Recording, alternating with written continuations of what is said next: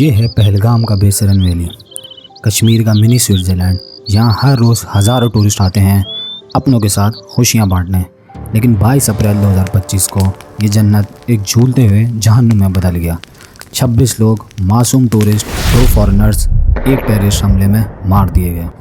और फिर जैसा कि अक्सर होता है, इंडिया ने पाकिस्तान को इल्ज़ाम लगा दिया बिना सबूत के।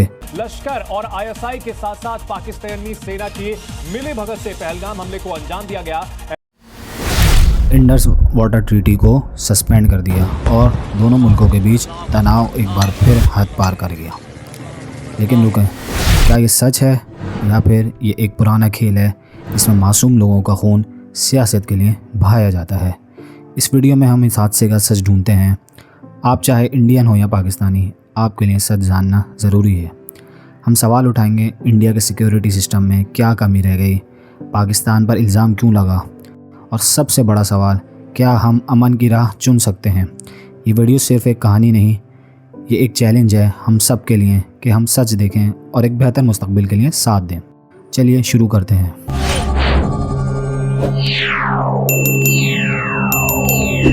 तो पहले ये समझते हैं कि 22 अप्रैल को हुआ क्या था। बेसरन वैली में जब टूरिस्ट अपने घर वालों के साथ पिकनिक मना रहे थे, 5 से 6 टेररिस्ट ने अंधाधुंध फायरिंग शुरू कर दी। 26 लोगों की जान चली गई, जिसमें से 2 फॉरेनर्स भी शामिल थे, जिसमें एक यूएई से था और एक नेपाल से। इंडिया का रिएक्शन बहुत तेज़ी से आया। अगले दिन 23 अप्रैल को इंडिया ने इंडस वाटर ट्रीटी को सस्पेंड कर दिया।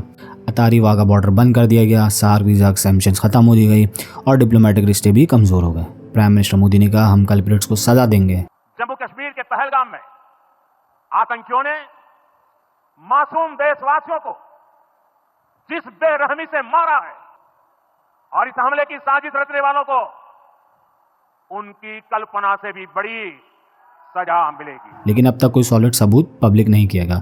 पाकिस्तान ने जवाब में रिटेलिएट किया, हमले को कंडेम किया, इल्ज़ाम से इनकार किया और इंडस वाटर ट्रीटी सस्पेंड को पानी की जंग कहा। पाकिस्तान ने भी ट्रेड रोक दिया, एयर स्पेस को बंद कर दिया और 1972 के शिमला एग्रीमेंट को पॉज करने की धमकी दी। Islamabad denies any involvement. It's suspending trade, closing borders and will expel the Indian. Pakistan के फॉरेन मिनिस्टर इसाक डार ने कहा, अगर इंडिया के पास सबूत है तो दिखाएं। तो सवाल ये है कि क्या सिर्फ एक टेरर अटैक था या इसके पीछे बड़ी सियासत है? चलें इसकी गहराई में जानते हैं। एक इंडियन ट्विटर यूज़र लिखते हैं, हमला हुआ, नेशन नाराज़ थी, मीडिया और IT सेल को कुछ बड़ा होने वाला है रिपीट करने पर लगा दिया गया। मोदी की आंख, शाह की वॉक, डोवाल के शूज़, कुछ भी नहीं हुआ जिससे फ़र्क पड़ता है। हुकूमत की नाअहली पर किसी ने सवाल नहीं किया। दर हकीकत प्राइम मिनिस्टर मोदी ने बिहार में रैली के लिए ऑल पार्टी मीटिंग भी नहीं छोड़ी, लेकिन फिर भी किसी ने परवाह नहीं की। तो मेरे प्यारे इंडियन दोस्तों, आपको अपने आप से सवाल करने की ज़रूरत है, हुकूमत इस बात को यकीनी बनाने पर क्यों तवज्जो देगी कि मुस्तकबिल में ऐसा कोई हमला ना हो? इससे हुकूमत को कोई नुकसान नहीं होता, दर हकीकत इससे इन्हें इलेक्शन जीतने में मदद मिलती है। हमले में आप में से कोई भी हो सकता है, इसलिए सोच समझकर खेल को समझने की कोशिश करें। अब एक बड़ा सवाल इंडियन व्यूअर्स के लिए है। जब इंडिया हर साल डिफेंस पर $80 बिलियन से ज़्यादा खर्च करते हैं, दुनिया में सबसे ज़्यादा बजट्स में से एक, तो फिर टेररिस्ट बार बार इंडिया में कैसे घुस रहते हैं? कश्मीर में तो हर दूसरे मोड़ पर आर्मी है। चंदन वैली, बेताब वैली, आरू वैली, सब जगह परमानेंट आर्मी कैंप्स हैं। लेकिन बेसरन वैली, जहाँ हर रोज़ 3000 से 5000 टूरिस्ट आते हैं, वहाँ एक भी सोल्डर या पुलिस वाला क्यों नहीं था? ये वैली ज्योग्राफिकली चैलेंजिंग है, घने जंगल, पहाड़ी रास्ते, फिर भी अटैकर्स 200 किलोमीटर अंदर तक कैसे पहुंच गए बिना किसी नोटिस किए? एक्स पर लोग ये सवाल उठा रहे हैं। एक यूज़र ने लिखा, लाखों सोल्जर्स, हर जगह चेक पॉइंट्स, फिर भी ये कैसे हुआ? अगर आप इंडियन टैक्स पेयर हो तो आप ये नहीं पूछोगे कि इतना पैसा देकर भी आपकी सेफ्टी क्यों नहीं? इंटेलिजेंस फेलियर हुआ, लोकल इन्फॉर्मर्स का नेटवर्क कमज़ोर था, या फिर ओवर कॉन्फिडेंस की वजह से ये वैली छूट गया? ये सवाल हम सब के लिए हैं, क्योंकि सेफ्टी हर सिटीज़न का हक है। और इस सवाल के जवाब में आपके यूनियन मिनिस्टर पीयूष गोयल साहब क्या कहते हैं, आइए सुनते हैं। जब तक 140 करोड़ भारतवासी देशभक्ति और राष्ट्रवाद को अपना परम धर्म मानते नहीं है, तब तक इस प्रकार की घटनाएं देश को परेशान करते रहेंगे। मतलब आपने जो वोट दिया मोदी और बीजेपी गवर्नमेंट को, हर साल जो आप लोग बिलियंस में टैक्स पे कर रहे हैं, उसके बावजूद इस पहलगाम हमले के जिम्मेदार आप 140 करोड़ इंडियन लोग हैं, मोदी और उसके मिनिस्टर्स नहीं। अब बात करते हैं पाकिस्तान के पर्सपेक्टिव की। इंडिया ने फ़ौरन पाकिस्तान पर इल्ज़ाम लगा दिया, लेकिन सबूत कहाँ है? फॉरेन सेक्रेटरी विक्रम मिस्री ने क्रॉस बॉर्डर लिंकेजेस की बात की, पर कोई पब्लिक एविडेंस नहीं दिया। ये पहली बार नहीं, फिर चाहे 2025 का पहलगाम अटैक हो या 2019 का पुलवामा, इंडिया अक्सर पाकिस्तान को ब्लेम करता है बिना वाजह सबूत के। और उनके द्वारा संरक्षित आतंकवादी संगठन जैसे मोहम्मद ने किया है। क्या ये पैटर्न नहीं दिखता? मोदी सरकार के दौर में जब भी पॉलिटिकल प्रेशर होता है या इलेक्शंस नज़दीक आते हैं, पाकिस्तान के खिलाफ नैरेटिव बना दिया जाता है। इंडियन अवाम सोचो, क्या ये आपके इमोशंस के साथ खेलने की कोशिश नहीं? पाकिस्तान के लिए ये अटैक सपोर्ट करना क्यों मुश्किल है? पहली बात, पाकिस्तान खुद टेररिज्म से लड़ रहा है।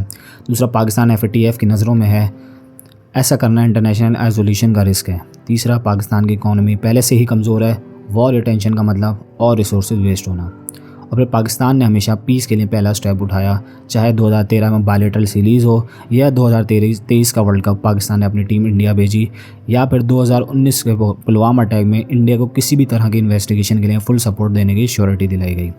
और कश्मीर का मसला, ये दोनों मुल्कों के लिए सेंसिटिव है। द रेजिस्टेंट फ्रंट ने अटैक क्लेम किया और उनका डिमांड कश्मीर की आज़ादी का है। तो क्या ये लोकल अनरेस्ट का नतीजा है या सिर्फ पाकिस्तान को ब्लेम करना आसान है?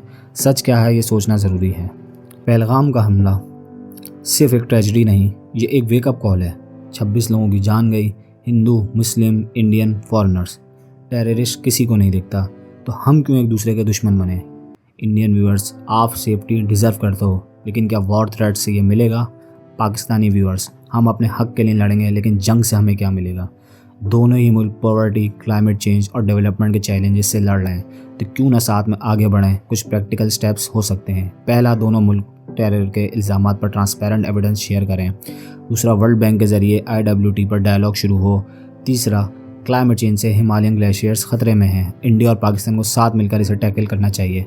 सोचो, एक ऐसा फ्यूचर जहां इंडियन टूरिस्ट लाहौर के बाजार घूमें और पाकिस्तानी टूरिस्ट अमृतसर के गोल्डन टेम्पल देखें। ये ड्रीम मुश्किल है, लेकिन नामुमकिन नहीं।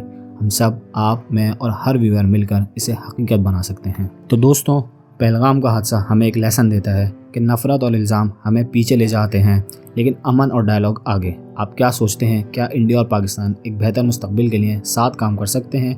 कमेंट्स में अपने ख्यालात शेयर करें और इस वीडियो को स्प्रेड करें ताकि ज़्यादा से ज़्यादा लोगों तक ये बात पहुँचे। मैं आपका दोस्त मोहसिन अली इजाज़त चाहूँगा। फिर मिलेंगे एक नए सच के साथ। सब्सक्राइब करें और चलें अमन की राह पे साथ चलते हैं।